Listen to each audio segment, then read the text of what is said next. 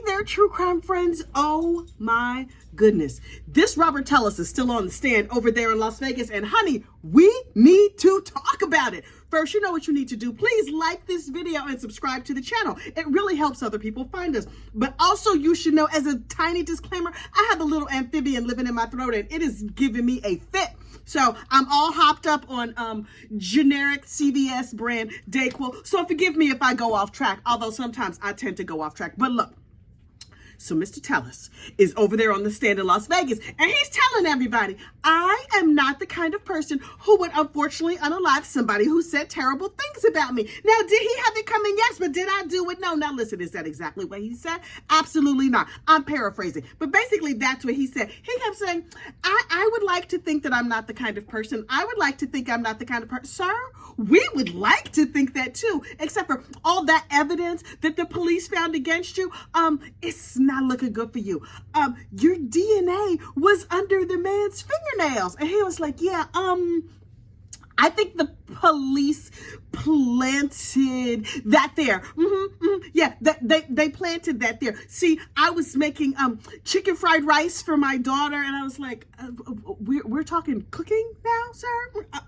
Okay. He's like, and I cut my finger, and I think when I cut my finger, they got some of the DNA from where I was making the chicken fried rice, and they might have planted it under the man's fingernail, and that's how, I don't know how science works, but I think really that is what happened. So, please, jury, please find me innocent. And I was like, this Mama Luke right here. Oh my goodness. So the DA gets up and he was like, let me ask you something, excuse me, Mr. Tellis, were you and the decedent friends? And Mr. Tellis was like, no, we were not friends. He was just like, did you hang out with him? Did you spend time together? Did you ever shake his hand? He was like, no, we didn't know each other. He's like, so how were you going to tell us how your DNA got under this man's fingernails? He's like, I'm telling you, you guys planted it.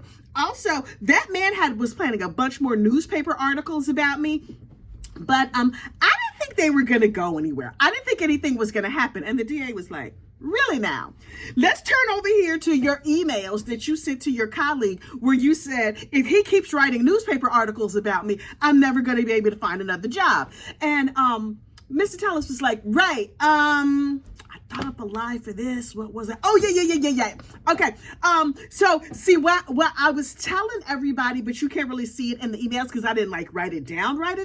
But what I was telling everybody and what I was thinking in my big old bulbous head was that, the damage was already done and there's nothing else he could say because he had done a information request, like a public records request, and he was trying to get all of my work emails, and so there was nothing incriminating in my work emails. And the DA was like, right. Only, newspaper journalists, they have other sources, not just your work emails, right?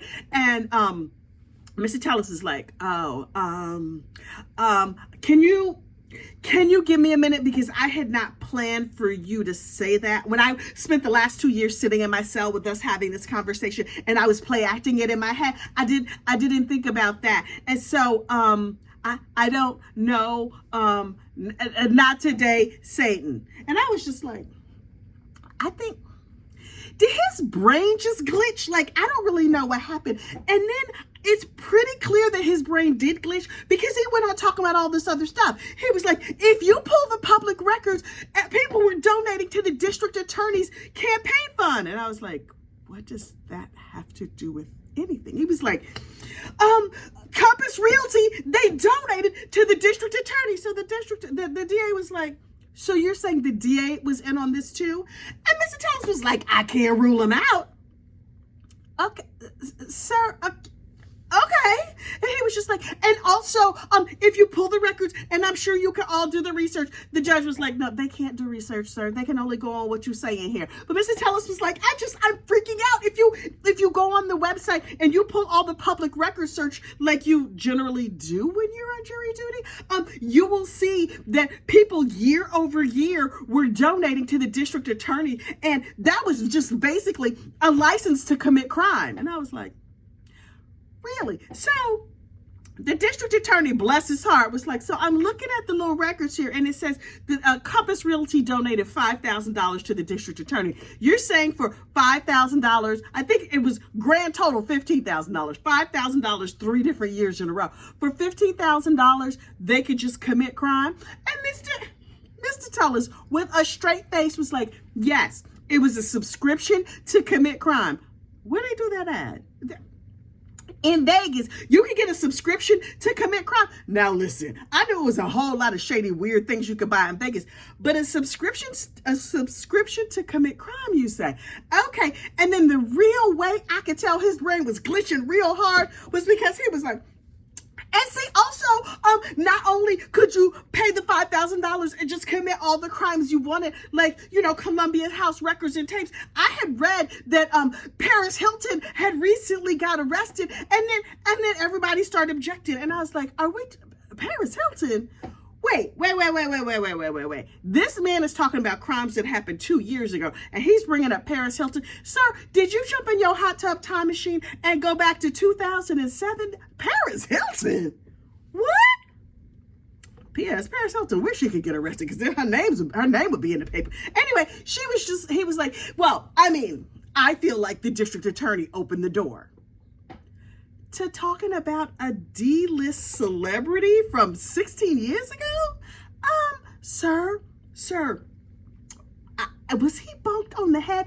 What is wrong with this man? And so he was just like, well, I think maybe that's all I have to say, but if anybody would like to explore the subscription Paris Hilton cabal, then they should maybe do that. And I was just like, oh my dear Lord, he is fully melting down. Now look, Lauren from over there at the Hidden True Crime, she was sitting there in court and she told us about things that we did not see. And I was like, oh, Lauren girl, I need you to tell me every single thing.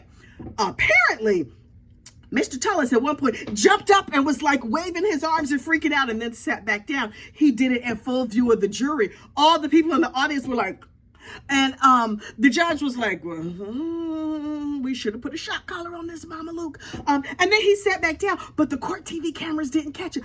Oh, court TV, if you have it someplace on like some B-roll or something, I really, really, really need to see that footage. And Laura was like, I assumed everybody at home saw, because we in the courtroom were like, woo, the crazy man's coming to get us. Is he going to flap his little Tweety arms and fly over the whole courtroom? I do not know. But he sat back down and he pulled himself back together. And then the jury had questions. I was like, jury, y'all, I'm gonna need y'all to come through because I have questions too. I need to ask him, is it a little bit of Looney Tune on his daddy's side? But those are not the kind of questions they asked. They asked him, question number 1 was, did your wife know about the affair before this article came out in the newspaper and that video where you getting out the backseat of that lady's car? And he was like, Roberta is a very nice lady and she loves her family and I love my family and we just got too close. This is what I need to understand. Roberta girl, did you always have terrible taste in men? Because you have terrible taste in men if you was letting that man fiddle your kibbles and bits. I do not understand. Maybe there's like a other side of him that we're not seeing. Maybe the stress of this court case has like shielded us from the charming, polite side of him, because for the life of me, what could any woman possibly see in this man? He's on his second marriage and he was having an affair. Who are these women? They look like normal humans, but clearly they got, tasting like aliens or something, child. I do not understand. And so he was like, my wife found out before and she opted to forgive me, and Roberta went back to her family and they're doing what they have to do to heal. But I think, can we please stop discussing that affair because it really, really hurts my feelings? And I'm like, okay, sir, I don't, but the jury wants to know. And then the jury, I suspect y'all were not trying to be shady, and maybe me, I read your second question through shade colored glasses because it did make me giggle a little bit. One of the jury members asked, exactly how tall are you? Because he talked about wearing the lifts in his shoes, aka kitten heels, which is why I call him the kitten heel killer. He was like, my actual height is 5'6.5", sir. So let me make sure I understand this. You're wearing kitten heels, lifts in your shoes to give you a 1/2 inch, because he was like, see, here's me with lifts and here's me without lifts. Without.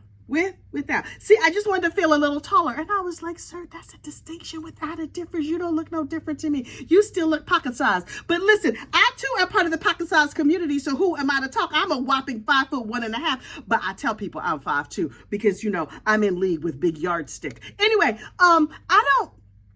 I don't understand, sir. At least as a woman, you can wear high heel shoes. But I mean, listen, he's out here committing felonies in kitten heels, so he can do whatever he want to do. Clearly, his judgment is not that good. But the jury was like, we saw you the other day with the slip of the tongue, where you said you were 6'5", and since we have these highly sensitive recording devices in our faces called our eyes, we can see that you were either crazy or lying or real foolish. You do not know how to measure. But now that you've clarified that for us, thank you very much. And then he was just like, okay, thank you. And then the most shocking thing in this case happened to me. But this is what you need to understand.